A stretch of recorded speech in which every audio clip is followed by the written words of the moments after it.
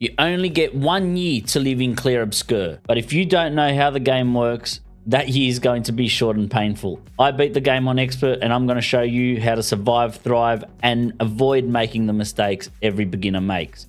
This game doesn't hold your hand, but this video will. And don't worry, there's no spoilers. I'm just giving you knowledge that I wish I had when I started playing. Let's get into it. Let's start off with the settings. Now, if you choose Expert, there's no achievement for finishing the game on Expert. Let me be clear. So unless you want a challenge, then go for it. But here are the differences between the difficulties. Now, on Story Mode, enemies deal low damage. So you can afford to make mistakes with the parries and dodges. And the dodges and parries are easier. So it's just an overall easy experience. Now, with Expedition Mode, they shorten the time of the dodges and parries, and the enemies deal normal damage. So it's a bit of a balance. But on Expert, you're most likely going to get one shot. The timing of the dodges and the parries get shortened even more, so you have to be more precise. But you're most likely going to get one shot if you miss a parry or dodge. But that's the difficulty differences. Now, with some other settings that I just want to point to you guys, character customization in cutscenes. You're going to be able to get different clothing for all the characters. So if you want those clothings and things to be shown in cutscenes, then this is what controls it. If you want customization disabled, then you have a more canon experience where your characters wear the clothing that they normally would in the story, but you can get them to wear all other stuff. So if you want to get customized cutscenes, this is where you change that. Another thing is toggle sprint, so you don't have to hold it. You're going to be sprinting most of the time every time you explore the game, so I recommend changing that so you don't have to hold a trigger or a keybind. Another option is the automatic QTE. Now, skills in this game require you to hit different skill checks. They're not that hard, but I did the whole game with disabled if you want a more hands-on approach. But if you choose to can't be bothered doing that every single fight because it gets repetitive, you can enable this and it automatically does the action for you. So, but that's totally up to you how you play the game. I just wanted to let you know that this is in the options. Now, in the difficulties, we talked about the dodging and parrying. Now, dodging is great and easier, but it only avoids damage. If you learn to parry, you will be able to counterattack the enemy if you parry all their attacks in that turn. But if you miss, there's the penalty of getting hit. So make sure you learn to parry. It's much better experience in the game, but dodging is easier. So it's up to you what you want to do. Let's talk about the break bar. The break bar is located below the enemy's health. Now, every skill does some break damage. Some skills do increase break damage, which increase the bar a little bit more than others. Now, what's important is you need a skill that says break on it to stun the enemy, so they miss their turn and gives you the advantage.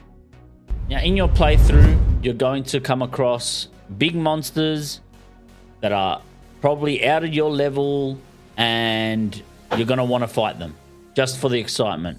My advice is to just come back when you're stronger. Some monsters are actually better to fight after you beat Act 2. Now, without getting any spoilers, you're capped at 9,999 damage up until you finish Act 2. That's when you can do more damage, come back, fight the monster instead of spending 10-20 minutes sometimes. But if you want to enjoy that challenge of parrying for that long and dodging and doing very little damage, it's totally up to you. But my advice is to just come back another time, especially after Act 2, and do all these monsters that you come across that have too much health or way above your level that will one-shot you. During your playthrough, you're going to come across gestural merchants, and they're going to sell you stuff. But if you fight them, they're going to sell you some extra stuff. What you want to do is buy the Pictos and the Lumina 100% of the time if you can afford it. If you can afford some other stuff, you can. It's just some upgrade materials for your account, you can, but you'll come across a lot of upgrade materials and recoats during your playthrough. I had 50 recoats at the end of my playthrough, so don't stress about materials. But Lumina, you want Lumina all the time, and you want those Pictos. Otherwise, you're going to have to farm them. Let's talk about weapons. You're going to get a bunch of different weapons in your playthrough, but what's important about them, they dictate what stats you put into your characters. So for the Contorso here, it says defense and agility, ANS. That's where most of my damage is going to come from. I got to put all my stats in defense and agility to do the maximum amount of damage for this weapon. For Confuso, it's agility and luck. As you could see, I've got no luck, so this will have very little damage compared to my Contorso. So keep that in mind. Depending on what weapon you use, put the stats that you need when you're building your character. During your playthrough, you're going to get a whole bunch of Pictos.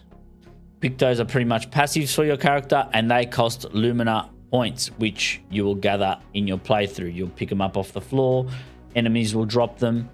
But yes, they will cost the blue number that are here. Now, your characters won't have much when they start. So the way to bypass this is equip them as their passives. If they're expensive, put them as your passives and you will bypass the cost. Because as you could see here, Energy Master costs 40, Cheetah costs 40, and Survivor costs 20. That is 100 Lumina that my character is not using.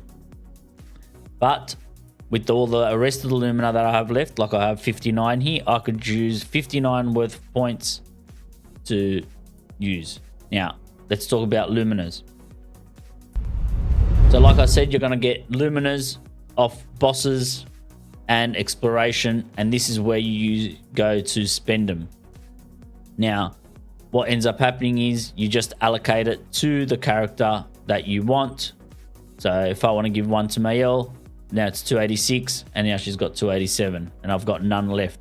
I have to go farm more Luminas, and there's plenty of ways to get Luminas. I'll probably do a guide on it later. But yes, this is how you make your characters stronger. It's going to get to a point where if your characters have a lot of Lumina, they're going to be so strong and you'll just destroy the game. During your playthrough, you're going to go to your camp a lot of times. Make sure you talk to everyone every time to build the relationships and unlock special skills. During your playthrough, you're going to come across these spikes with the blue cracks through it. You're going to get an ability in the game called Paint Break. Now, the way you acquire that is you to find the 9 lost Gestrals throughout the world. You need 4 to unlock the ability.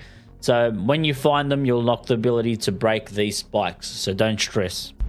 My next advice is actually enjoy the game. I love the game so much that I played it off stream to level up, just to play it. But when I got back on stream, I ended up being too strong and I ended up one-shotting everything. Now, yes, I got through the story fine, but then I lost that difficulty. Like I said, I did it on expert. So once you get too strong, then the game isn't really challenging anymore.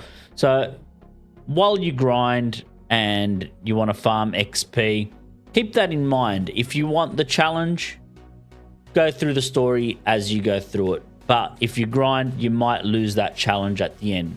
My advice is, if you find things too hard, then yeah, farm. But don't get to a point where you're max level, you've got hundreds of Lumina and you're one-shotting everything if you're looking for that challenge. If you want to speed through the game, then yeah, go level up and do that way.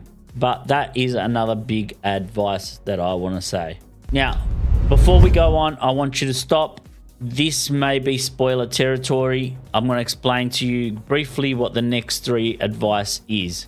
One is about a character and collecting about his skills.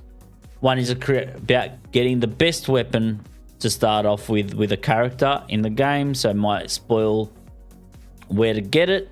And the next is an achievement spoiler. So if you want to figure out things by yourself, you can. Otherwise, the next 3 advices are pretty much spoiler territory. So I'd suggest you get to the outro of the video. Hopefully you've already skipped if you want to figure out things for your own for your game. I'm about to spoil where to get the best weapon for Mayel.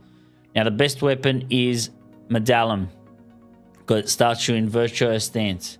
You're going to get to a gestural village and there's going to be a tournament. You want to fight with Mayel in the tournament to get this weapon. Otherwise, to get it later, you're going to have to finish Act 3 and fight a much tougher opponent to get Medallum.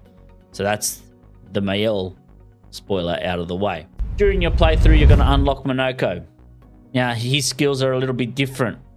The way you get his skills is by defeating enemies. So you always got to have him in your party to unlock all the skills that Monoko has. This is an achievement, so make sure you have him in your party to get all the skills. Otherwise, you're going to have to backtrack and go look for all the enemies in your playthrough if you're like the achievement for that. Throughout your playthrough, you're going to come across Nevrons that ask for help. If you help all of them, you're going to get an achievement and a reward for them at the end. I won't say what it is, but you'll get an achievement. Otherwise, if you attack them, they'll reward you with minimal stuff. But yeah, if you don't care about the achievement, kill them. If you care about getting big reward at the end and an achievement, then help them all. If you got to this part of the video, you get one more tip, or you skipped here, you're going to get it anyway. But yes, explore the prologue. There's a lot of stuff in there that's easily missed for achievements and some small rewards. But yes, it's definitely worth it, and you're going to have to go there in New Game Plus if you've already started. You can't go back there. But yeah, guys, enjoy the game. The game's supposed to be finished, I think, around level 60 if you want some back and forth action in your fights. But if you over level and get a lot of Lumina, you're just going to blast through the game. Up to Act 2 was the most fun for me because, like I said, I just blasted through Act 3 like that. So I kind of missed that, but the story's amazing. But yeah, guys, if you enjoyed this video, give this video a like, subscribe. I'm going to do more Clair Obscur videos. I love this game, so it definitely deserves more content. So I'm going to be blasting content on this channel. If you want to see that, hit the notification bell. I also stream on Twitch, so if you want to come hang out there, ask for advice. I can't give out spoilers. I don't want to ruin the game for anyone. But yes, I do stream on Twitch 4 days a week. Come check me out there. Otherwise, guys, thanks for watching, and I'll catch you in the next one. Bye.